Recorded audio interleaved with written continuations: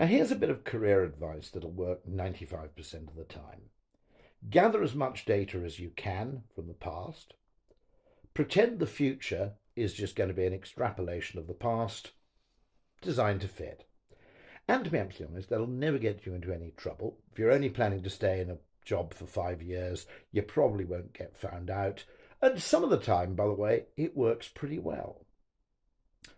I'd also argue that immediately after a pandemic, when human behaviour has undergone a kind of seismic shift, that behaviour is going to be a little more dangerous than it is normally.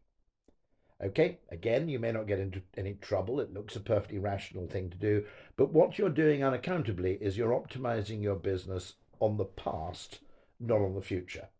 If the future looks pretty much like the past, not a bad thing to do. I would argue, however, that that is far from being the case in 2022 and beyond. And so the need to understand human behavior, I think, and to understand the fundamentals of human behavior has suddenly become much, much greater than it was before. But more than that, the danger of assuming that tomorrow's going to be like yesterday has also become a lot more dangerous.